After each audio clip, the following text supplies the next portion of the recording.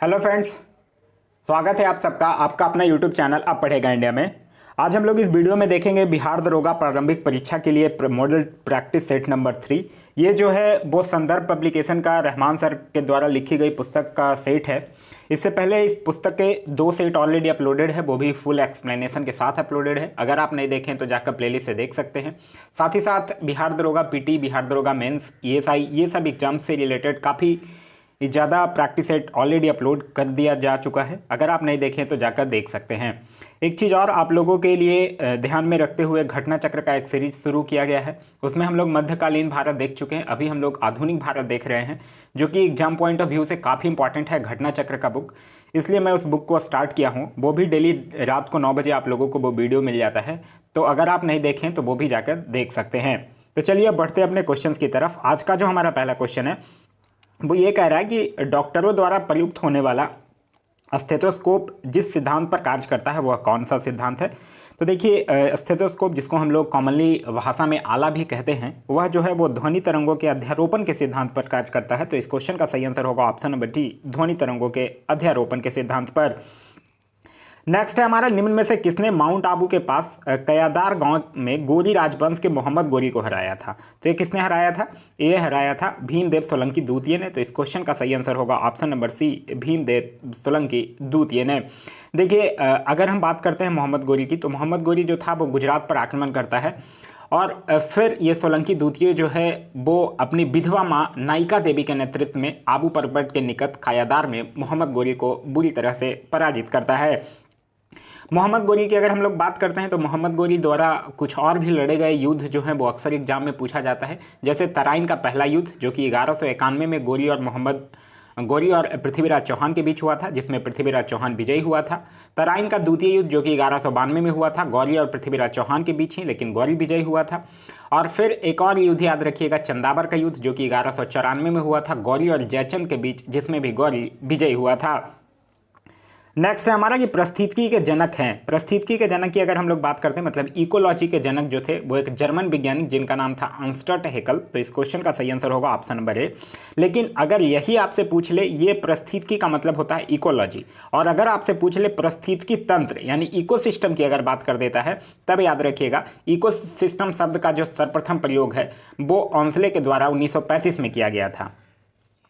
Next है हमारा, अशोक द्वारा स्थापित सबसे सुरक्षित स्तंभ कौन है। तो अशोक द्वारा स्थापित जो सबसे सुरक्षित स्तंभ है वो कौन सा है? वो लौरिया नंदनगढ़ का है, जो कि चंपारण में है। तो इस क्वेश्चन का सही आंसर होगा ऑप्शन नंबर ए, जो चंपारण में अशोक द्वारा स्थापित किया गया था लौरिया नंदनगढ़ का स्तंभ उल्लेख, वह सबसे सुरक्षित माना जाता है। अशोक की अगर हम लोग बात करते हैं तो अशोक के स्तंभ लेखों की संख्या जो है वो 7 है, जो कि केवल ब्राह्मी लिपि में लिखी गई थी, और यह 6 अलग अलग स्थानों से प्राप्त हुआ है। नेक्स्ट है हमारा, निम्नलिखित में से किसने क्रांतिकारियों के गुप्त संगठन अभिनव भारत की स्थापना की थी। तो अभिनव भारत की स्थापना 1904 में बीडी सावरकर के द्वारा। तो इस क्वेश्चन का सही आंसर होगा option number D, B D Savarkar, और कब? 1904 में। फिर अभिनव भारत की जो शाखाएं हैं वो महाराष्ट्र के अलावा भी कर्नाटक और मध्य प्रदेश में भी स्थापित की जाती है। एक चीज़ और यहाँ से याद रखिएगा, अगर हम और ऑप्शंस की बात करते हैं, सचिंद्र सान्याल की बात करते हैं, तो सचिंद्र सान्याल से याद रखिएगा, इन्होंने 1924 में हिंदुस्तान रिपब्लिकन एसोसिएशन की स्थापना किया था। नेक्स्ट है हमारा कि 18 से 19 मई 2020 के मध्य 73वीं विश्व स्वास्थ्य सभा वीडियो कॉन्फ्रेंस के माध्यम से कहाँ संपन्न करवाया गया। तो ये कहाँ संपन्न हुआ है? ये हुआ है जिनेवा में। तो इस क्वेश्चन का सही आंसर होगा ऑप्शन नंबर ए, जिनेवा में। एक चीज़ और याद रखिएगा, जिनेवा जो है वो अंतर्राष्ट्रीय श्रम संगठन, विश्व स्वास्थ्य संगठन, विश्व व्यापार संगठन और संयुक्त राष्ट्र शरणार्थी उच्चायुक्त का मुख्यालय भी है। नेक्स्ट हमारा, निम्नलिखित मंदिरों में से किसे यूरोपीय नाविकों द्वारा ब्लैक पगोडा भी कहा जाता था। देखिए, ब्लैक पगोडा की अगर हम लोग बात करते हैं तो ये पूरी स्थित जो कोणार्क का सूर्यदेव मंदिर है उसको कहा जाता है। तो इस क्वेश्चन का सही आंसर होगा ऑप्शन नंबर ए, कोणार्क मंदिर। एक चीज़ और याद रखिएगा कोणार्क मंदिर के बारे में, कोणार्क मंदिर जो है वो नरसिंह देव बर्मन प्रथम के द्वारा बनवाया गया था, और यह मंदिर जो था वो 13वीं शताब्दी का है और अपनी विशिष्ट शैली के लिए प्रसिद्ध है। नेक्स्ट है हमारा, दक्षिण अमेरिका का चौड़ा वृक्ष रहित घास का मैदान क्या कहलाता है। तो दक्षिण अफ्रीका का जो चौड़ा वृक्ष रहित जो घास का मैदान है वो पंपास कहलाता है। तो इस क्वेश्चन का सही आंसर होगा ऑप्शन नंबर बी, पंपास। वहीं अगर हम लोग बात करते हैं सेल्वा की, तो सेल्वा जो है वो भी अमेजन बेसिन यानी कि दक्षिण अमेरिका में जो स्थित उष्ण कटिबंधीय सदाबहार वर्षा वन वाले घास के मैदान है उसको कहा जाता है। पंपास तो अभी हम लोगों ने देख ही लिया कि अर्जेंटीना और उरुग्वे यानी दक्षिण अमेरिका में स्थित जो समशीतोष्ण घास के मैदान हैं उनको पंपास कहा जाता है। पेरी की अगर बात कीजिएगा तो ये कनाडा यूएस के मध्य स्थित जो समशीतोष्ण घास के मैदान है उसको कहा जाता है। ये गेहूं के कटोरा के रूप में भी प्रसिद्ध है। वहीं अगर स्टेपिज की बात करते हैं तो ये यूरोप का समशीतोष्ण घास का मैदान है। नेक्स्ट है हमारा सेंटीग्रेड जो तापमान के माप का यूनिट है निम्नलिखित में से किसके नाम पर नामित है? तो ये नामित है एंडर्स सेल्सियस थे, एक स्वीडन के एक महान फिजिशियन थे, उनके नाम पर है। तो इस क्वेश्चन का सही आंसर होगा option number D Anders Celsius. और ये जो एंडर्स सेल्सियस थे इन्होंने ही 1742 में सेल्सियस पैमाने की खोज किया था और फिर इन्हीं के नाम पे सेल्सियस या सेंटीग्रेड पैमाने का नामकरण किया गया है। नेक्स्ट है हमारा कि भारत में मुक्त व्यापार क्षेत्रों की स्थापना की गई है विकास के लिए। मुक्त व्यापार क्षेत्र यानी फ्री ट्रेड जोन की ये बात कर रहा है और ये किसके लिए किया गया है? ये निर्यात आयोगों के लिए किया गया है। तो इस क्वेश्चन का सही आंसर होगा ऑप्शन नंबर ए निर्यात आयोग। देखिए जो निर्यात आयोग के विकास के लिए इसका 1 जुलाई 1999 को चीन के बेसिस पे इसको मुक्त व्यापार क्षेत्रों के में बदला गया था और देश का जो पहला निर्यात संवर्धन औद्योगिक पार्क है जो जयपुर के निकट सीतापुर में खोला गया है। नेक्स्ट है हमारा कि स्वचालित वाहनों में प्रदूषण नियंत्रण हेतु प्रयुक्त सीएनजी में मुख्यतः यानी सीएनजी का फुल फॉर्म भी याद रखिएगा कंप्रेस्ड नेचुरल गैस में मुख्यतः उपस्थित क्या होता है? तो देखिए सीएनजी में अगर बात कीजिएगा तो सीएनजी में मुख्यतः होता है CH4 यानी कि मीथेन। 80 से लेकर 95% तक मीथेन होता है और फिर कुछ मात्रा में एथेन और प्रोपेन भी होता है। तो इस क्वेश्चन का जो सही आंसर होगा वो होगा option number A CH4। Next है हमारा क्वेश्चन नंबर 12। क्वेश्चन नंबर 12 कह रहा है कि निम्नलिखित में से एक नया नाम कल्पना 1 किसे दिया गया है? देखिए कल्पना 1 दिया गया है मैटसेट को। मैटसेट है क्या? यह एक देश का प्रथम मौसम उपग्रह है जिसका प्रक्षेपण जो है वो 2002 में किया गया था। तो इस क्वेश्चन का तो सही आंसर है ऑप्शन नंबर बी मैटसेट। और इसका जो नाम है वो कल्पना 1 जो भारतीय मूल की अमेरिकी अंतरिक्ष वैज्ञानिक थी जिनका नाम था कल्पना चावला, उन्हीं की स्मृति में मैटसेट का जो नाम है वो बदलकर कल्पना 1 कर दिया गया है। वहीं अगर हम लोग अग्नि 3 की बात करते हैं तो अग्नि मिसाइल से याद रखिएगा यह सतह से सतह पर मार करने वाली मिसाइल है। अक्सर एग्जाम में पूछा जाता है कि अग्नि मिसाइल कैसा है, तो सतह से सतह पर मार करने वाली मिसाइल है। और अग्नि का प्रक्षेपण कब हुआ था? अग्नि 3 का इसका प्रक्षेपण हुआ था 1989 में। नेक्स्ट हमारा उज्जैन का प्राचीन काल में नाम क्या था? उज्जैन के प्राचीन काल की अगर नाम की बात करते हैं तो इसका नाम था अवनितिका जो कि शिप्रा नदी के तट पर बसा हुआ था और इसको भागवती और पद्मावती के नाम से भी जाना जाता है। तो इस क्वेश्चन का जो सही आंसर होगा वो होगा ऑप्शन नंबर बी। नेक्स्ट हमारा महात्मा गांधी द्वारा दक्षिण अफ्रीका में प्रकाशित की गई पत्रिका का नाम क्या था? तो महात्मा गांधी के द्वारा दक्षिण अफ्रीका में जो पत्रिका प्रकाशित किया गया था उसका नाम था इंडियन ओपिनियन। तो इस क्वेश्चन का सही आंसर होगा option number C Indian opinion. Indian opinion जो था वो गुजराती, हिंदी, तमिल और अंग्रेजी में प्रकाशित होता था। नेक्स्ट है हमारा कि मई 2020 को WHO और संयुक्त राष्ट्र की डाक एजेंसी द्वारा चेचक उन्मूलन की 40वीं वर्षगांठ पर एक स्मारक डाक टिकट जारी किया गया। किस वर्ष विश्व के सभी लोगों ने चेचक से मुक्ति पा ली थी? देखिए ये क्वेश्चन तो बड़ा आसान है। 40वीं वर्षगांठ ऐसे ही कह दिया और 2020 तो 40 माइनस कर दीजिए, यानी इस क्वेश्चन का सही आंसर होगा ऑप्शन नंबर बी 1980 में। वहीं अगर यहाँ 2 बात आई है, जिक्र हुआ है, एक WHO का, एक संयुक्त राष्ट्र का। WHO की अगर बात करते हैं तो विश्व स्वास्थ्य संगठन इसका पूरा नाम है। इसकी स्थापना हुई थी 1948 में, हेडक्वार्टर है जिनेवा में और अभी इसके तत्कालीन अध्यक्ष का नाम है टेड्रोस अधानोम। वहीं अगर संयुक्त राष्ट्र संघ की बात करते हैं मतलब UNO की बात करते हैं तो इसकी स्थापना हुई थी 1945 में, हेडक्वार्टर है न्यूयॉर्क में, इसके अध्यक्ष का नाम है एंटोनियो गुटेरेस और टोटल जो मेंबर कंट्री है वो है 193। नेक्स्ट है हमारा कि निम्नलिखित में से किस संस्थान ने हाल ही में युवा वैज्ञानिक कार्यक्रम यानी युविका के दूसरे सत्र का आरंभ किया है? ये बाद में फिर जाके कोविड-19 के कारण कैंसिल हो गया था, लेकिन यह करने वाला जो था वो है इसरो।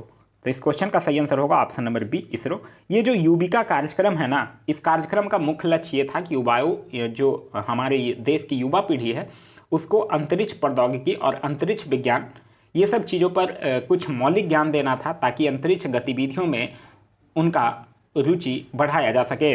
वहीं अगर हम लोग इसरो की बात करते हैं तो इसरो से याद रखिएगा इसरो का फुल फॉर्म होता है इंडियन स्पेस रिसर्च ऑर्गेनाइजेशन, जिसके कि फाउंडर थे विक्रम साराभाई। हेडक्वार्टर है बेंगलुरु में।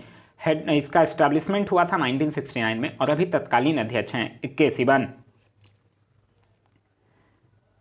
नेक्स्ट है हमारा कि संयुक्त राज्य अमेरिका में निम्नलिखित में से किस क्षेत्र को टॉर्नेडो एली कहा जाता है। तो ये किस क्षेत्र को टॉर्नेडो एली कहा जाता है, ये कहा जाता है मिसिसिपी मैदान वाले क्षेत्रों को। तो इस क्वेश्चन का सही आंसर होगा ऑप्शन नंबर सी, मिसिसिपी मैदान।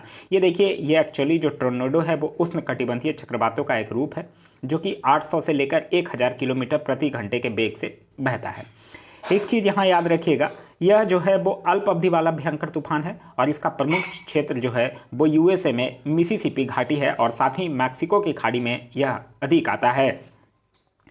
नेक्स्ट है हमारा कि स्वेज नहर किसको मिलाती है। स्वेज नहर की अगर बात करते हैं तो स्वेज नहर जो है वो विश्व की सबसे बड़ी कृत्रिम नहर है। इसकी लंबाई जो है वो मूलतः 164 किलोमीटर और 1869 में इसको जहाज़ों के आवागमन के लिए खोला गया था। पहले तो इतना चीज़ याद रखिएगा, फिर याद रखिएगा कि यह भूमध्य सागर और लाल सागर को जोड़ती है। तो इस क्वेश्चन का जो सही आंसर होगा वो होगा ऑप्शन नंबर बी, लाल सागर और भूमध्य सागर को। क्लियर है। चलिए नेक्स्ट हमारा ओरल पोलियो वैक्सीन के द्वारा विकसित की गई थी। तो ओरल पोलियो वैक्सीन जो है वो किसके द्वारा विकसित किया गया था, ये विकसित किया गया था अल्बर्ट सॉर्बिन के द्वारा। तो इस क्वेश्चन का सही आंसर होगा ऑप्शन नंबर सी।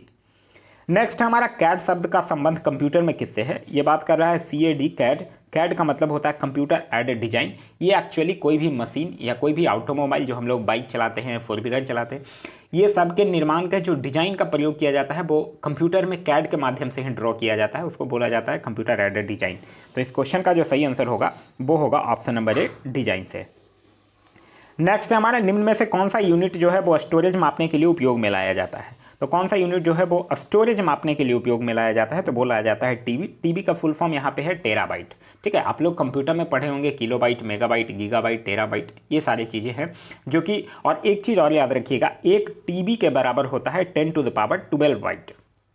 क्लियर है। चलिए नेक्स्ट है हमारा कि सारनाथ स्तंभ का निर्माण किया था। देखिए सारनाथ स्तंभ की अगर हम लोग बात करते हैं तो सारनाथ जो है वो उत्तर प्रदेश के वाराणसी के समीप स्थित है और इसका निर्माण जो है वो किसने करवाया था, इसका निर्माण जो है वो अशोक ने करवाया था। तो इस क्वेश्चन का सही आंसर होगा ऑप्शन नंबर बी, अशोक ने। ये जो है वो भारत का जो राष्ट्रीय चिन्ह है वो सारनाथ स्थित अशोक के सिंह स्तंभ से ही उसकी जो शीर्ष अनुकृति है वो लिया गया है। एक चीज़ और याद रखिएगा, सारनाथ की अगर जिक्र आया है तो सारनाथ पे याद रखिएगा सारनाथ से कि सारनाथ ही वो जगह है जहां गौतम बुद्ध ने अपने 5 ब्राह्मण सन्यासियों को अपना प्रथम उपदेश दिया था कि जिसे बौद्ध धर्म में धर्म चक्र परिवर्तन के नाम से जाना जाता है। नेक्स्ट हमारा कि ब्रह्म समाज का सिद्धांत निर्धारित है। ब्रह्म समाज का सिद्धांत जो निर्धारित है वो एक देववाद पर निर्धारित है। तो इस क्वेश्चन का सही आंसर होगा ऑप्शन नंबर सी।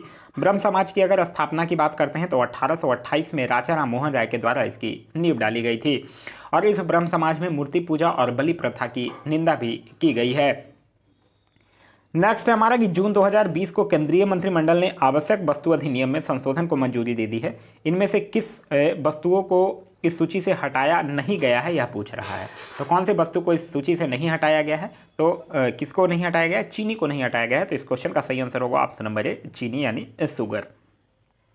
नेक्स्ट है हमारा झूमिंग सर्वाधिक व्यापक है।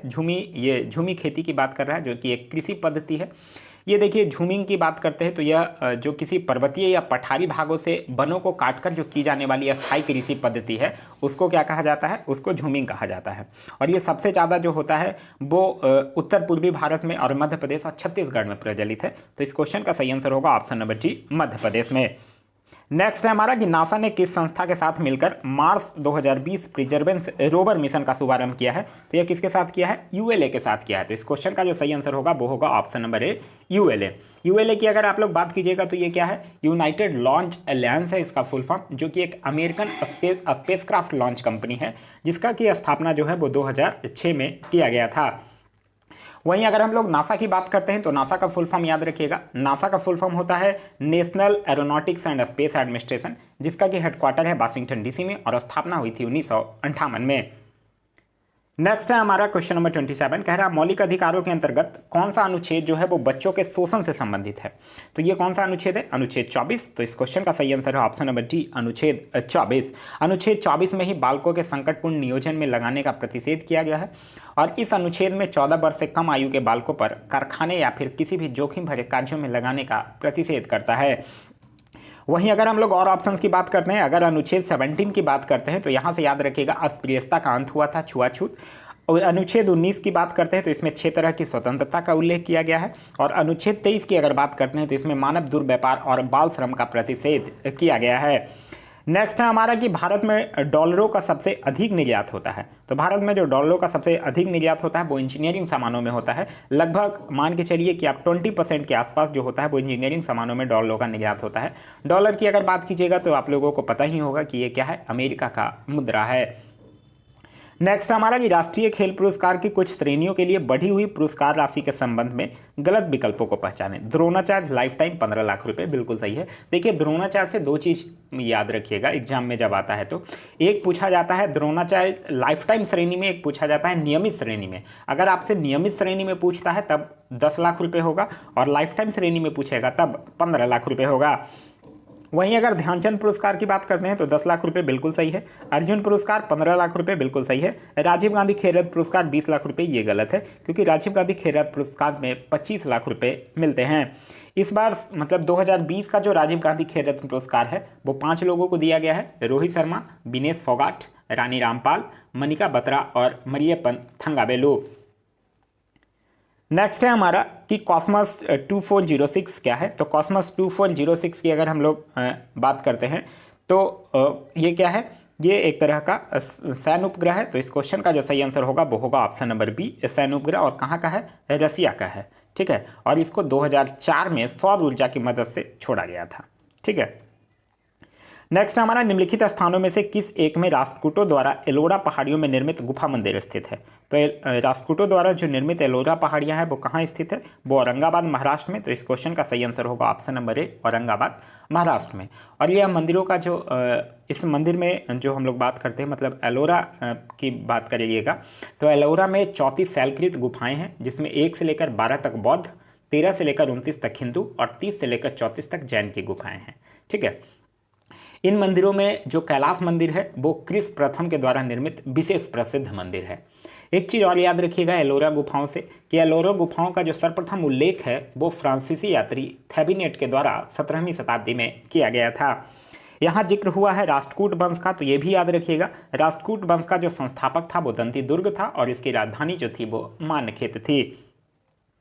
नेक्स्ट हमारा कि किस देश ने दुनिया का सबसे छोटा सोने का सिक्का 2.96 mm 0.12 इंच का खनन किया, जिसमें वैज्ञानिक अल्बर्ट आइंस्टीन का चेहरा अपनी जीभ से चिपका हुआ था।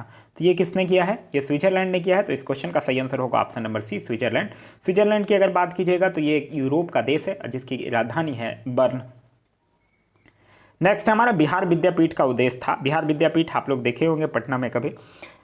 तो बिहार विद्यापीठ का जो मुख्य उद्देश्य था वो कब था, वो क्या था, वो उद्देश्य था कि प्रांतों में खोली गई सभी राष्ट्रीय संस्थानों का समायोजन, नियंत्रण एवं निर्देशन। तो इस क्वेश्चन का जो सही आंसर होगा वो होगा ऑप्शन नंबर ए। और बिहार विद्यापीठ से एक चीज़ और याद रखिएगा, इसकी जो स्थापना है वो 1921 में किया गया था। नेक्स्ट है हमारा कि बिहार में गंगा के उत्तरी मैदान में निम्नलिखित में से कौन सी मिट्टी नहीं पाई जाती है। तो नहीं पाई जाती है बलथर मिट्टी। तो इस क्वेश्चन का सही आंसर होगा ऑप्शन नंबर सी, बलथर मिट्टी। एक चीज़ अगर याद रखिएगा, गंगा का जिक्र आया है तो गंगा नदी का जो उद्गम है वो गंगोत्री के पास गौमुख हिमानी से है। नेक्स्ट हमारा पटना उच्च न्यायालय की स्थापना कब हुई थी। तो पटना उच्च न्यायालय की स्थापना हुई थी 1916 में। 1916 से और क्या क्या चीज़ें हैं आप लोगों को याद, मुझे कमेंट करके बताइए। मैं कुछ रिकॉल कर देता हूं, इससे जो बचा हुआ होगा आप कमेंट करके बताइएगा। 1916 में अभी तक आप लोगों ने जो कुछ भी पढ़ा है, क्या क्या हुआ है 1916 में, आप कमेंट करके बताइएगा। कुछ चीज़ें मैं रिकॉल करता हूँ, मेरे बोल देने के बाद जो जो चीज़ें बचेगा वो आप कमेंट करके बताइएगा। 1916 की अगर बात करते हैं तो सबसे पहले तो आप लोग ये याद रखिएगा कि कांग्रेस में लखनऊ अधिवेशन हुआ था 1916 में, जिसमें कांग्रेस का एकीकरण और मुस्लिम लीग के साथ समझौता हुआ था। लॉर्ड हार्डिंग को बनारस हिंदू विश्वविद्यालय का कुलधिपति नियुक्त किया गया था। पुणे में एक महिला विश्वविद्यालय की स्थापना की गई थी। होम रूल लीग की स्थापना की गई थी और गांधी जी के द्वारा अहमदाबाद के करीब साबरमती आश्रम की भी स्थापना किया गया था। नेक्स्ट है हमारा बिहार में कौन कौन सी फसलें उगाई जाती हैं। तो बिहार में रबी, खरीफ, जायद तीनों फसलें उगाई जाती है। तो इस क्वेश्चन का सही आंसर होगा ऑप्शन नंबर डी, ये तीनों। अगर हम लोग बात करते हैं रबी फसल की, तो रबी फसल से याद रखिएगा ये अक्टूबर नवंबर में बोई जाती है और मार्च अप्रैल में काट लिया जाता है। वहीं अगर हम लोग खरीफ फसल की बात करते हैं तो याद रखिएगा जून जुलाई में बोई जाती है, नवंबर दिसंबर में काट लिया जाता है। और जायद फसल की अगर बात कीजिएगा तो ये मई जून में बोई जाती है और जुलाई अगस्त में काट लिया जाता है।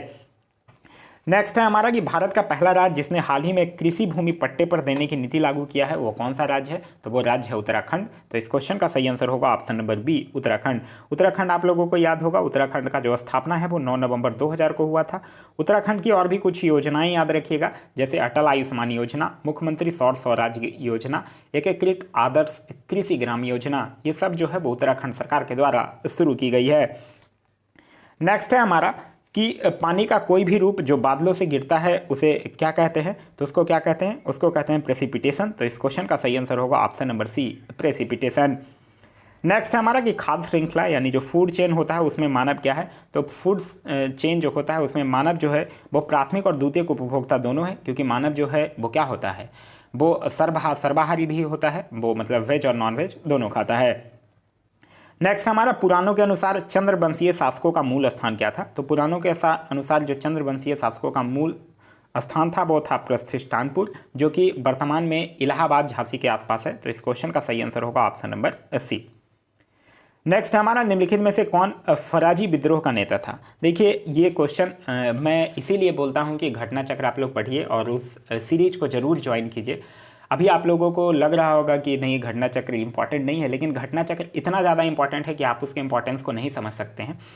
जितना अभी आप सेट बनाइएगा, मोस्टली सेटों में आपको 60% जो क्वेश्चन है वो आपको घटना चक्र बुक से एज इट इज क्वेश्चन मिल जाएगा या उसके डिस्क्रिप्शन से फ्रेम किया हुआ क्वेश्चन मिल जाएगा।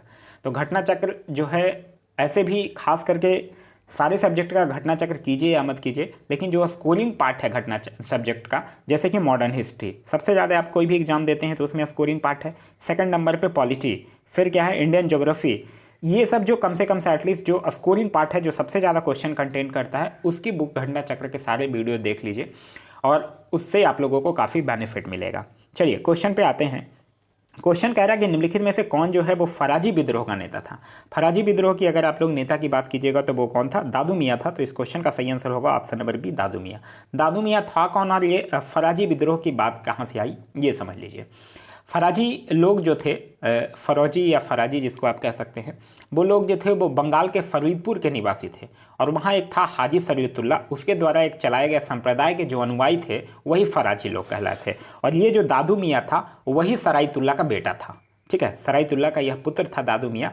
और ये जो फराजी उपद्रव हुआ था ये 1838 से लेकर 1857 तक चला था और फिर अंत में जो इस संप्रदाय के अनुयायी थे वो बहाबी दल में जाकर सम्मिलित हो जाते हैं।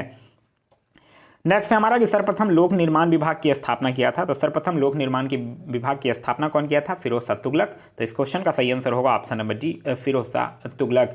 फिरोज शाह तुगलक से अक्सर एग्जाम में क्वेश्चन पूछा जाता है। इससे याद रखने वाली जो बातें हैं वो ये है कि फिरोज शाह तुगलक जो था वो 24 कष्टदायक करों को समाप्त कर केवल 4 कर वसूलने का आदेश दे दिया था। इसने 5 बड़ी नहरों का निर्माण करवाया था और एक नया सिंचाई कर भी लगाया था जो कि उपज का 1/10 भाग होता था। इसने अशोक के 2 स्तंभों को दिल्ली में स्थापित करवाया था। दीवाने खैरात, दीवाने बंदेगान की भी स्थापना किया था। सबसे अधिक दासों की जो संख्या थी वो इसी के समय में थी और ब्राह्मणों पर जजिया लागू करने वाला भी ये पहला मुसलमान शासक था। नेक्स्ट हमारा बिहार की स्थिति के संबंध में अक्षांश देशांतरों का कौन सा जोड़ा जो है वो सही है, यह आपसे पूछ रहा है। तो कौन सा जोड़ा सही है, ऑप्शन नंबर यही 24 डिग्री इतना से लेकर उत्तरी अक्षांश से लेकर इतना पूर्वी देशांतर के मध्य, यही सही है। तो इस क्वेश्चन का सही आंसर होगा ऑप्शन नंबर ए। नेक्स्ट है हमारा कि फरवरी 2020 को केंद्र सरकार ने संजय कोठारी को मुख्य सतर्कता आयुक्त यानी सीवीसी यानी सेंट्रल विजिलेंस कमीशन नियुक्त किया। केंद्रीय सतर्कता आयोग की स्थापना कब हुई थी? केंद्रीय सतर्कता आयोग की जो स्थापना है वो फरवरी 1964 में हुआ था। तो इस क्वेश्चन का सही आंसर होगा ऑप्शन नंबर बी फरवरी 1964। और फरवरी 1964 में जो समिति थी के संथामन, उसकी अध्यक्षता वाली एक भ्रष्टाचार निरोधक समिति थी, उसकी सिफारिशों पर इसको स्थापित किया गया था। एक चीज़ और याद रखिएगा, यह जो सीबीसी है वो संसद द्वारा अधिनियमित केंद्रीय सतर्कता आयोग अधिनियम 2003 के द्वारा इसे सांविधिक दर्जा प्राप्त किया गया है। नेक्स्ट है हमारा कि भारत में त्रिस्तरीय राजतंत्र की सिफारिश किसने किया था? ये भारत में जो त्रिस्तरीय राजतंत्र की जो सिफारिश है वो किसके द्वारा किया गया था? ये किया गया था बलवंत राय मेहता समिति के द्वारा। ग्राम स्तर पर ग्राम पंचायत, ब्लॉक स्तर पर पंचायत समिति और जिला स्तर पर जिला परिषद। तो इस क्वेश्चन का सही आंसर होगा ऑप्शन नंबर बी बलवंत राय मेहता समिति। एक चीज़ यहाँ से याद रखिएगा, ये सबका ईयर भी है जो अक्सर एग्जाम में पूछा जाता है। अशोक मेहता समिति का ईयर है 1977। बलवंत राय मेहता समिति की अगर बात कीजिएगा तो याद रखिएगा 1957। जी के बी राव समिति का याद रखिएगा 1985 और एल.एम. सिंघवी समिति का याद रखिएगा 1986। नेक्स्ट हमारा ये प्राचीन बिहार में महात्मा बुद्ध के समय गायिकाओं एवं नर्तिकाओं की उपस्थिति में साक्ष्य कहाँ से मिले हैं? तो राजगीर से भी मिला है, वैशाली से भी मिला है। तो इस क्वेश्चन का जो सही आंसर होगा वो होगा ऑप्शन नंबर सी, उपयुक्त ए और बी दोनों से। एक चीज तो वैशाली की अगर आप लोग बात कीजिएगा तो जो बुद्ध के समकालीन थे मगध के शासक अजातशत्रु जिनका नाम था, उनकी प्रेमिका जो थी अमरपाली, वही वैशाली की प्रसिद्ध नर्तिका थी। नेक्स्ट हमारा कि किस देश के क्रिकेट खिलाड़ी ने जनवरी 2020 में क्रिकेट के सभी प्रारूपों में कप्तान के रूप में 11,000 बनाने का वर्ल्ड रिकॉर्ड स्थापित किया है? तो ये विराट कोहली के द्वारा किया गया है, जो कि भारत के कप्तान है। तो इस क्वेश्चन का सही आंसर होगा option number D, Bharat. Next हमारा कि जीन प्रौद्योगिकी है, तो जीन प्रौद्योगिकी क्या है? ये एक अनुवांशिक रोगों की पूर्ण सूचना प्राप्त करने की तकनीक है। तो इस क्वेश्चन का सही आंसर होगा ऑप्शन नंबर सी। नेक्स्ट हमारा कि पत्थर पर प्राचीनतम शिलालेख किस भाषा में थे? तो पत्थर पर जो प्राचीनतम शिलालेख था वो प्राकृत भाषा में। तो इस क्वेश्चन का सही आंसर है ऑप्शन नंबर सी, प्राकृत भाषा में। नेक्स्ट हमारा जतिन दास किस आरोप में बंदी बनाए गए थे? देखिए जतिन दास की अगर आप लोग बात कीजिएगा तो जतिन दास को लाहौर षड्यंत्र में बंदी बनाया गया था। तो इस क्वेश्चन का सही आंसर होगा ऑप्शन नंबर सी, लाहौर षड्यंत्र में। जतिन दास जो थे वो अपनी मांगों को पूरा करने के लिए भूख हड़ताल पर रहे थे और 64वें दिन ये शहीद हो गए थे। नेक्स्ट हमारा कि किसने एक तरफ संस्कृत मुद्रा लेख के साथ चांदी के सिक्के निर्मित किए थे? तो ये किसने किया था? ये किया था महमूद गजनी ने। तो इस क्वेश्चन का सही आंसर होगा option number B, Mahmud Ghazni. Mahmud Ghazni जो था वो लक्ष्मी देवी की आकृति से युक्त चांदी का सिक्के जारी किया था, जिस पर संस्कृत मुद्रा लेख अंकित था। वहीं महमूद गजनी से याद रखिएगा, यह जो था वो भारत पर 17 बार आक्रमण किया था। प्रथम आक्रमण इसका जो था वो 1000 ईस्वी में, और पेशावर के कुछ भागों पर अधिकार करके वो अपना देश लौट गया था प्रथम आक्रमण में। इसका अंतिम आक्रमण जो था वो 1027 में जाटों के विरुद्ध था। महमूद गजनी जो था वो सुल्तान की उपाधि धारण करने वाला प्रथम शासक था। अलबरूनी, फिरदौसी, उतबी, फरूखी, ये सब जो थे वो महमूद गजनी के ही दरबार में रहते थे। नेक्स्ट है हमारा कि 10 डिग्री चैनल जो है वो पृथक करता है, यह पूछ रहा है आपसे। तो 10 डिग्री चैनल किसको पृथक करता है? यह करता है छोटा अंडमान को कार निकोबार से। तो इस क्वेश्चन का सही आंसर होगा ऑप्शन नंबर ए, अंडमान को निकोबार द्वीप से। वहीं अगर अंडमान को म्यांमार से बात करते हैं तो याद रखिएगा कोको चैनल, जो कि अंडमान और म्यांमार के बीच है। भारत और श्रीलंका से याद रखिएगा पाक की खाड़ी, जो कि भारत और श्रीलंका के बीच है। और लक्षद्वीप को मालदीव से याद रखिएगा 8 डिग्री चैनल, जो कि लक्षद्वीप और मालदीव के बीच है। नेक्स्ट हमारा कि बिहार का सर्वाधिक महत्वपूर्ण त्यौहार कौन है? ये पूछने वाली बात ही नहीं है। छठ पूजा जो है वो बिहार का सर्वाधिक लोकप्रिय त्यौहार है, जो कि जिसमें कि सूर्य देव की पूजा की जाती है। नेक्स्ट हमारा पंचायती राज का मुख्य उद्देश्य क्या है? पंचायती राज का जो मुख्य उद्देश्य है वो क्या है कि लोगों को विकासमूलक प्रशासन में भागीदारी योग्य बनाना। तो इस क्वेश्चन का सही आंसर होगा ऑप्शन नंबर डी, कि लोगों को विकासमूलक प्रशासन में भागीदारी योग्य बनाना। वहीं अगर हम लोग पंचायती राज की अगर बात करते हैं तो यह स्वतंत्र भारत में 2 अक्टूबर 1959 को राजस्थान के नौगढ़ जिले में शुरू किया गया था। और 73वां संविधान संशोधन आपने पढ़ा होगा, जो कि इसी से संबंधित है। और इसके द्वारा संविधान के भाग 9 में अनुच्छेद 243 और अनुसूची 11 का प्रावधान किया गया था। नेक्स्ट हमारा कि प्रतिवर्ष पूरे भारत में आतंकवाद विरोधी दिवस किस तारीख को मनाया जाता है? तो आतंकवाद विरोधी दिवस कब मनाया जाता है? 21 मई को। तो इस क्वेश्चन का सही आंसर होगा ऑप्शन नंबर ए, 21 मई। वहीं मई से याद रखिएगा, मई में काफ़ी सारे इंपॉर्टेंट डेज हैं। 1 मई को मजदूर दिवस, 3 मई को अंतर्राष्ट्रीय प्रेस स्वतंत्रता दिवस, 8 मई को विश्व रेड क्रॉस दिवस, 12 मई को अंतर्राष्ट्रीय नर्स दिवस, 15 मई को अंतर्राष्ट्रीय परिवार दिवस और 31 मई को विश्व तंबाकू निषेध दिवस मनाया जाता है। नेक्स्ट हमारा एलिफेंटा द्वीप कहाँ पर स्थित है? तो एलिफेंटा द्वीप कहाँ पर स्थित है? ये मुंबई से लगभग 7-8 किलोमीटर उत्तर पूर्व में समुद्र में एक द्वीप अरब सागर है, वहाँ स्थित है। तो इस क्वेश्चन का सही आंसर होगा ऑप्शन नंबर डी, अरब सागर में स्थित है। और एलिफेंटा के जो प्रसिद्ध गुफा मंदिरों का निर्माण है वो राष्ट्रकूट शासकों के द्वारा करवाया गया था। यहाँ जो है वो 5 गुफा मंदिर प्राप्त हुए हैं, जिनमें हिंदू धर्म मुख्यतः शिव की संबंधित मूर्तियाँ हैं, साथ में यहाँ से 2 बौद्ध गुफाएँ भी हैं। नेक्स्ट है हमारा कि भारत में जैव विविधता की दृष्टि से संतृप्त क्षेत्र निम्न में से कौन सा है? तो पश्चिमी घाट जो है वो भारत में जैव विविधता की दृष्टि से सबसे संतृप्त क्षेत्र है। तो इस क्वेश्चन का सही आंसर होगा ऑप्शन नंबर बी, पश्चिमी घाट। जैव विविधता की बात आया है तो एक चीज़ याद रखिएगा, जैव विविधता दिवस एक एग्जाम में पूछा जाता है, जो कि 22 मई को मनाया जाता है। नेक्स्ट हमारा प्राचीन भारत में निशाका से जाने जाते थे। तो निशाका से किसको जाना जाता था? एक्चुअली निशाका वो होता था जो गले में पहनने वाला एक सोने का आभूषण होता था। तो इस क्वेश्चन का जो सही आंसर होगा वो होगा ऑप्शन नंबर ए, स्वर्ण आभूषण। नेक्स्ट हमारा, निम्न में से किसने असहयोग आंदोलन के दौरान अपनी वकालत छोड़ दी थी? असहयोग आंदोलन के दौरान अपनी वकालत छोड़ने वाले बहुत लोग थे, जैसे CR दास हो गए, मोतीलाल नेहरू हो गए, किचलू हो गए, वल्लभ भाई पटेल हो गए, राजगोपालाचारी हो गए। ये सब जो थे वो अपनी वकालत छोड़ दिए थे। तो इस क्वेश्चन का जो सही आंसर होगा वो होगा चित्तरंजन दास। तो इस क्वेश्चन का सही answer option number D, Chittaranjan Das. Chittaranjan Das से एक चीज़ और याद रखिएगा, ये 1922 में जो कांग्रेस का गया अधिवेशन हुआ था उसकी भी अध्यक्षता इनके द्वारा किया गया था। असहयोग आंदोलन की अगर हम लोग बात करते हैं तो असहयोग आंदोलन से याद रखिएगा, असहयोग आंदोलन की जो पुष्टि है वो भारतीय राष्ट्रीय कांग्रेस के द्वारा दिसंबर 1920 के नागपुर अधिवेशन में किया गया था। और असहयोग आंदोलन के दौरान जो गिरफ्तार होने वाला जो प्रथम आदमी था वो था मोहम्मद अली। नेक्स्ट हमारा कि मई 2020 को केंद्र सरकार ने गोविंदा राजुलू चिंटाला को राष्ट्रीय कृषि और ग्रामीण विकास बैंक यानी नाबार्ड यानी national bank for agriculture and rural development का नया अध्यक्ष नियुक्त किया है। नाबार्ड की स्थापना कब हुई थी? नाबार्ड की स्थापना हुई है 12 जुलाई 1982 को। तो इस क्वेश्चन का सही आंसर होगा ऑप्शन नंबर बी, 12 जुलाई 1982। नाबार्ड का याद रखिएगा, नाबार्ड का जो हेडक्वार्टर है वो मुंबई में स्थित है। नेक्स्ट है हमारा कि दक्षिण भारत का सबसे ऊंची चोटी कौन है? तो दक्षिण भारत की अगर सबसे ऊंची चोटी की बात करते हैं तो अनाईमुड़ी है। तो इस क्वेश्चन का जो सही आंसर होगा वो होगा ऑप्शन नंबर ए। वहीं अगर हम लोग डोडा बेटा की बात करते हैं तो ये दक्षिण भारत की दूसरी सबसे ऊंची चोटी है जहाँ की डोडा जनजाति निवास करते हैं। और अमरकंटक की अगर आप लोग बात करते हैं तो अमरकंटक जो है वो मैकाले पर्वत की ऊंची श्रेणी है। और अगर महेंद्रगिरी की बात करते हैं तो ये पूर्वी घाट पर्वत की सबसे ऊंची चोटी है।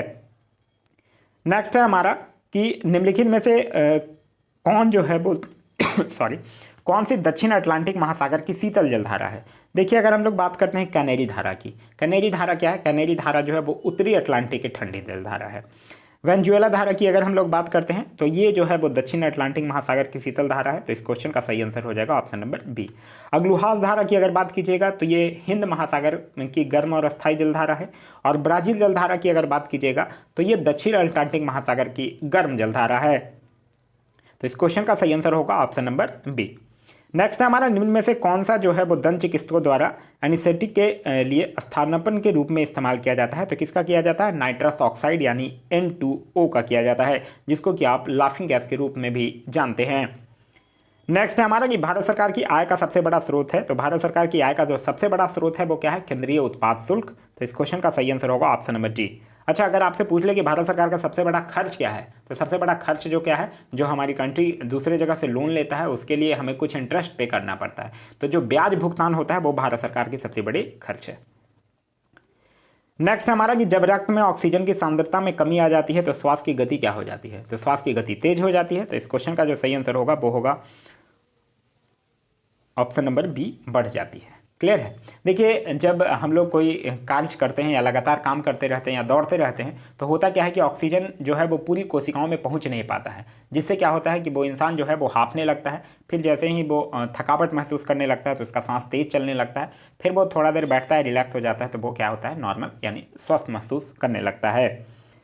नेक्स्ट हमारा कि बिहार की जलवायु में कितने मौसम प्रचलित है? देखिए बिहार की जलवायु की अगर आप लोग बात कीजिएगा तो बिहार के जलवायु में मुख्यतः जो है वो शीत, ग्रीष्म और वर्षा ऋतु प्रचलित है। तो इस क्वेश्चन का जो सही आंसर होगा वो होगा ऑप्शन नंबर बी। नेक्स्ट हमारा कि सिंधु घाटी सभ्यता की विकसित अवस्था में निम्नलिखित में से किस स्थलों में घरों में से कुओं के अवशेष मिले हैं? तो ये कहाँ से मिला है? ये मोहनजोदड़ो से। तो इस क्वेश्चन का सही आंसर होगा ऑप्शन नंबर डी, मोहनजोदड़ो से। मोहनजोदड़ो की अगर आप लोग बात कीजिएगा तो ये सिंधु नदी के किनारे, इसका उत्खनन राखालदास बनर्जी के द्वारा 1922 में, और यहीं से एक नर्तकी का भी एक कांस्य मूर्ति मिला था। और ऑप्शंस की अगर बात कीजिएगा तो हड़प्पा से याद रखिएगा रावी नदी के किनारे, उत्खनन 1921 में दयाराम साहनी के द्वारा। कालीबंगन की अगर बात कीजिएगा तो घग्गर नदी के किनारे 1951 में अमलानंद घोष के द्वारा। और लोथल की अगर आप लोग बात कीजिएगा तो ये भोगमा नदी के किनारे 1954 में रंगनाथ राव के द्वारा। नेक्स्ट हमारा, महात्मा गांधी के साथ चंपारण सत्याग्रह में भाग लेने वाले में से कौन सम्मिलित है? तो यहाँ कौन सम्मिलित है? राजेंद्र प्रसाद और अनुग्रह नारायण सिंह। तो इस क्वेश्चन का सही आंसर होगा ऑप्शन नंबर सी। ये देखिए चंपारण सत्याग्रह की जैसे ही आप लोग बात करते हैं तो आप लोगों को याद होगा कि भारत में जो गांधी जी के द्वारा सत्याग्रह का पहला प्रयोग किया गया था वो 1917 में चंपारण बिहार में ही किया गया था। और फिर यही चंपारण विद्रोह के कारण अंग्रेजों को जो तिनकठिया प्रथा था उसको समाप्त करना पड़ा था। एक चीज़ और यहाँ से याद रखिएगा, जो नील की खेती से संबंधित विवाद था उसमें गांधी जी को 1917 में राजकुमार शुक्ल के बुलाने पर वो चंपारण गए थे। ये भी क्वेश्चन पूछा जाता है कि कौन बुलाया था, तो राजकुमार शुक्ल बुलाए थे। नेक्स्ट हमारा कि बौद्ध संरचना धमेक स्तूप कहाँ पर है। तो धमेक स्तूप जो है वो सारनाथ में एक प्रसिद्ध बौद्ध धार्मिक स्थल है। तो इस क्वेश्चन का जो सही आंसर होगा वो होगा ऑप्शन नंबर ए, सारनाथ। ऐसा माना जाता है कि धमेक स्तूप वही स्थान है जहाँ भगवान बुद्ध ने अपने शिष्यों को प्रथम उपदेश दिया था। नेक्स्ट हमारा कि 4 मूलभूत अधिकारों में से एक का चयन करें जो भारत के नागरिकों और विदेशी नागरिकों के लिए उपलब्ध है। तो कह रहा है कि धर्म, कुल, लिंग, जाति और जन्म के स्थान पर अनुच्छेद 15 के आधार पर भेदभाव का निषेध, तो ये तो नहीं है, ये दोनों को नहीं है। सार्वजनिक रोजगार के विषय में अवसर की समानता, ये भी नहीं है। भाषा, लिपि और अल्पसंख्यकों की संस्कृति का संरक्षण, ये भी नहीं है। धार्मिक मामलों के प्रबंधन करने की स्वतंत्रता, ये सही है। तो इस क्वेश्चन का जो सही आंसर होगा वो होगा ऑप्शन नंबर डी। देखिए अनुच्छेद 26 की अगर बात करते हैं तो इसके द्वारा धार्मिक कार्यों में प्रबंध की स्वतंत्रता दी गई है, लेकिन यह स्वतंत्रता जो है वो किसी व्यक्ति विशेष को नहीं दिया गया है, बल्कि उन धार्मिक संस्थानों को दिया गया है जो धार्मिक संप्रदाय के व्यक्तियों के द्वारा स्थापित की गई है। और यह अधिकार जो है वो भारत के नागरिकों के साथ साथ विदेशियों को भी प्राप्त है। नेक्स्ट है हमारा मानव शरीर का औसत तापमान है। तो मानव शरीर का औसत तापमान 98.6 डिग्री फ़ारेनहाइट या 37 डिग्री सेल्सियस। तो इस क्वेश्चन का जो सही आंसर होगा वो होगा option number D, 37 degree Celsius. Next है हमारा कि हनमकोंडा शहर में स्थित एक ऐतिहासिक हिंदू मंदिर, 1000 स्तंभ मंदिर यानी 1000 पिलर टेम्पल का निर्माणकर्ता कौन था। तो ये जो है वो तेलंगाना में है एक जगह, और इसका जो निर्माणकर्ता था वो कौन था, रुद्रदेव। तो इस क्वेश्चन का सही आंसर होगा ऑप्शन नंबर ए, रुद्रदेव। और ये रुद्रदेव कौन था, ये काकतीय वंश का एक शासक था जो कि इसका निर्माण 1163 में करवाया था। और यह जो मंदिर है 1000, इसमें विष्णु, शिव और सूर्य भगवान की मूर्तियाँ हैं। नेक्स्ट है हमारा कि निम्नलिखित में से कौन सा जोड़ा जो है वो गलत है। कोटा चंबल सही है, जबलपुर नर्मदा सही है, कटक महानदी सही है, भुवनेश्वर महानदी गलत है। देखिए क्योंकि महानदी की अगर आप लोग बात करते हैं तो इसका उद्गम है छत्तीसगढ़ के रायपुर जिले में सिहावा के समीप से, और महानदी का जो प्रभाव है वो दक्षिण से लेकर उत्तर की तरफ है। यह नदी जो है वो पूर्वी मध्य प्रदेश और उड़ीसा की सीमाओं को भी निर्धारित करती है। वहीं अगर हम लोग चंबल नदी की बात करते हैं तो इसका उद्गम जो है वो मध्य प्रदेश में मऊ के समीप स्थित जो जानापा पहाड़ी पर सिंगार चौड़ी चोटी है उससे है। नर्मदा की अगर बात करते हैं तो ये विंध्याचल पर्वत श्रेणियों में अमरकंटक नामक स्थान से निकलती है। नेक्स्ट हमारा कि फरवरी 2020 में जारी वार्षिक प्रकाशन एथनोलॉग के अनुसार अंग्रेजी और मैड्रीन के बाद विश्व की तीसरी सबसे अधिक बोली जाने वाली भाषा कौन सी है, तो वो है हिंदी। तो इस क्वेश्चन का सही आंसर होगा option number D, Hindi. Next हमारा कि वर्षा की बूंदें गोलाकार होती हैं क्यों, तो ये किसके कारण होता है, ये पृष्ठ तनाव के कारण होता है। तो इस क्वेश्चन का जो सही आंसर होगा वो होगा कि जल में पृष्ठ तनाव होता है। पृष्ठ तनाव से एक चीज़ और याद रखिएगा, पृष्ठ तनाव का जो एसआई यूनिट होता है वो न्यूटन पर मीटर होता है। नेक्स्ट हमारा निम्नलिखित वायु प्रदूषकों में से कौन जो है वो रक्त धारा को दुष्प्रभावित कर मौत उत्पन्न कर सकता है। तो ये कौन कर सकता है, ये कार्बन मोनोऑक्साइड कर सकता है। देखिए कार्बन मोनोऑक्साइड यानी CO जो है वो क्या है, यह हमारे बॉडी में जो रक्त में हेमोग्लोबिन होता है उससे मिलकर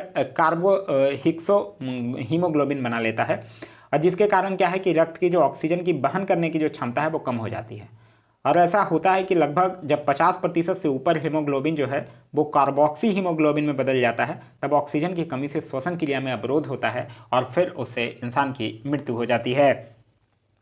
नेक्स्ट हमारा कि गंगा घाटी में धान की खेती का प्राचीनतम प्रमाण जो है वो कहाँ से मिला है, तो यह कहाँ से मिला है, यह मिला है लोहरादेव से। तो इस क्वेश्चन का सही आंसर होगा ऑप्शन नंबर ए, ये प्राचीनतम साक्ष्य की बात कर रहा है। और लेकिन भारतीय उपमहाद्वीप में जो कृषि के प्राचीनतम साक्ष्य हैं, कृषि के अगर प्राचीनतम साक्ष्य पूछेगा तब नवपाषाणकालीन प्राचीनतम बस्ती पाकिस्तान के स्थित बलूचिस्तान प्रांत में मेहरगढ़ से प्राप्त होता है।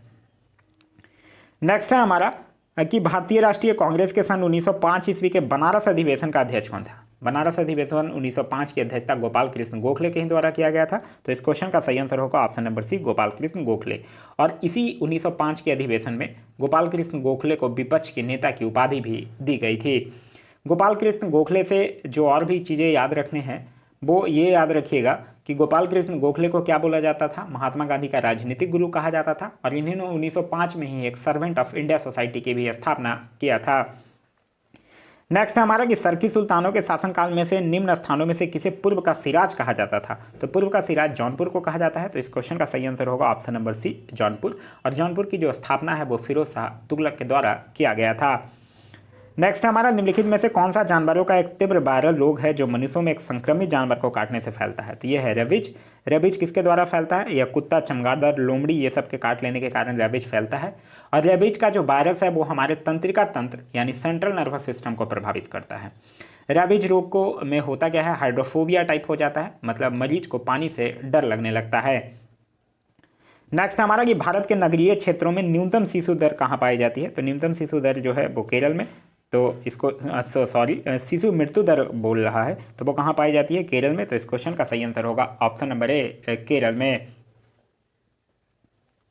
नेक्स्ट हमारा कि प्रथम स्पीकर जिसके खिलाफ लोकसभा में अविश्वास प्रस्ताव लाया गया था, तो बी.आर. जाखड़, बलराम जाखड़। तो बलराम जाखड़ के खिलाफ भी लाया गया था। याद रखिएगा, बलराम जाखड़ का टेन्योर था 1980 से लेकर 89 तक, और इनके कार्यकाल में भी लाया गया था। जी.बी. महाबलंकर, इनका टेन्योर था 1952 से लेकर 1956 तक, और इन्हीं के खिलाफ लोकसभा में अविश्वास प्रस्ताव सबसे पहले लाया गया था। तो इस क्वेश्चन का सही आंसर होगा ऑप्शन नंबर बी, जी.बी. महाबलंकर।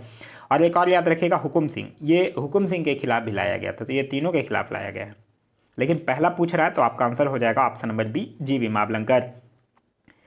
देखिए, ये मैथ्स का क्वेश्चन है, ये काफ़ी इजी है, बना लीजिएगा। अगर नहीं बनेगा तो आप कमेंट करके पूछ लीजिएगा, मैं आप लोगों को बता दूंगा।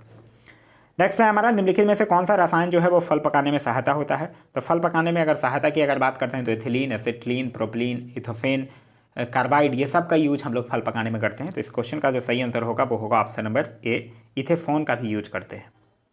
नेक्स्ट हमारा एक दंत चिकित्सक द्वारा रोगी के दांतों की जांच के लिए क्या प्रयुक्त किया जाता है? तो इसके लिए क्या प्रयुक्त किया जाता है? अब्तल।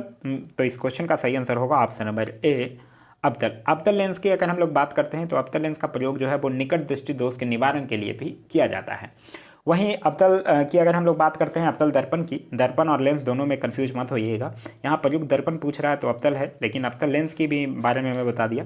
अब्तल दर्पण की और भी यूजे की अगर बात कीजिएगा, मतलब दंत चिकित्सक या फिर आई के भी, आँख के भी जो डॉक्टर होते हैं वो भी यूज करते हैं इसको। साथ ही साथ ये दाढ़ी बनाने के भी काम में आता है, गाड़ी के हेडलाइट और सर्च लाइट में भी आता है, और सोलर कुकर में भी अब्तल दर्पण का यूज किया जाता है। नेक्स्ट हमारा कि मोहम्मद गोरी ने जयचंद को किस युद्ध में पराजित किया था? तो मोहम्मद गोरी जयचंद को किस युद्ध में पराजित करता है? मोहम्मद गोरी जो है वो जयचंद को चंदावर का युद्ध जो कि 1194 में होता है उसमें पराजित करता है। तो इस क्वेश्चन का सही आंसर होगा ऑप्शन नंबर सी, चंदावर का युद्ध। वहीं अगर हम लोग बात करते हैं तराइन के युद्ध की, तो तराइन का युद्ध 1191 में पृथ्वीराज चौहान ने मोहम्मद गोरी को हराया था। तराइन का द्वितीय युद्ध 1192 में मोहम्मद गोरी ने पृथ्वीराज चौहान को हराया था। फिर चंदावर का युद्ध तो हम लोग देखें ही 1194 में, किसके किसके बीच? मोहम्मद गोरी और जयचंद के बीच, जिसमें क्या होता है, जयचंद की हार होती है। जयचंद जो था वो गहरवाल वंश का अंतिम शासक था। वहीं कन्नौज का युद्ध ये गलत लिखा है, कन्नौज का युद्ध 1540 होना चाहिए यहाँ पे। कन्नौज का युद्ध जो है वो 1540 में शेर शाह जो था वो हुमायूं को हराया था। नेक्स्ट है हमारा कि जलियांवाला बाग नरसंहार पर कांग्रेस जांच समिति की रिपोर्ट का प्रारूप लिखने का कार्य किसे सौंपा गया था? ये याद रखिएगा, क्वेश्चन पूछ रहा प्रारूप लिखने का कार्य। देखिए, कांग्रेस की अगर आप लोग बात करते हैं तो कांग्रेस जो था वो जलियांवाला बाग हत्याकांड की जांच के लिए मदन मोहन मालवीय के नेतृत्व में एक आयोग नियुक्त किया था। उसके मेंबर थे महात्मा गांधी। लेकिन अगर आपसे पूछ ले कि किसके नेतृत्व में, तब आपका आंसर हो जाएगा मदन मोहन मालवीय। लेकिन प्रारूप लिखने का कार्य किसने किया था, तब आपका आंसर होगा महात्मा गांधी। तो इस क्वेश्चन का सही आंसर होगा option number B, Mahatma Gandhi. Jallianwala Bagh हत्याकांड से आप लोग भली भांति परिचित हैं। ये 13 अप्रैल 1919 को हुआ था। इससे कुछ कुछ चीज़ें याद रखिएगा। इसमें हंसराज नामक भारतीय जो था वो डायर का सहयोग किया था। शंकरन नायर ने जो व्यक्ति थे उन्होंने इस कांड के विरोध में वायसराय की कार्यकारिणी परिषद की सदस्यता से इस्तीफा दे दिया था।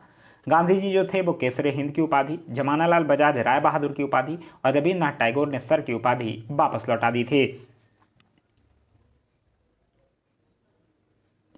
नेक्स्ट हमारा कि जोधपुर के किले का निर्माण किसने किया था? तो जोधपुर के किले के अगर आप लोग निर्माण की बात करते हैं तो वो किसके द्वारा किया गया था? राव जोधा जी के द्वारा। तो इस क्वेश्चन का सही आंसर होगा ऑप्शन नंबर सी। और इस किले की जो स्थापना है वो 1459 में किया गया था।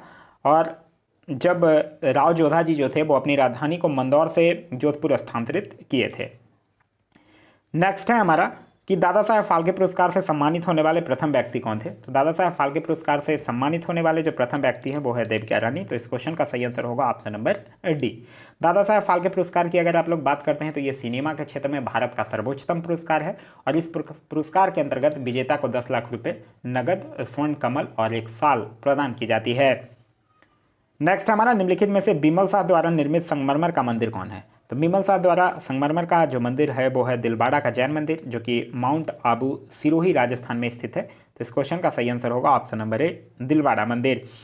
यह जो मंदिर है वो प्रथम तीर्थंकर जो थे जैन धर्म के ऋषभ देव, उनको समर्पित है, जो कि इनको बनना था कब, ये 1031 में बना था। और जो चालुक्य शासक भीमदेव प्रथम था उसका एक सामंत था बिमलसार, उसी के द्वारा इसको बनवाया गया था।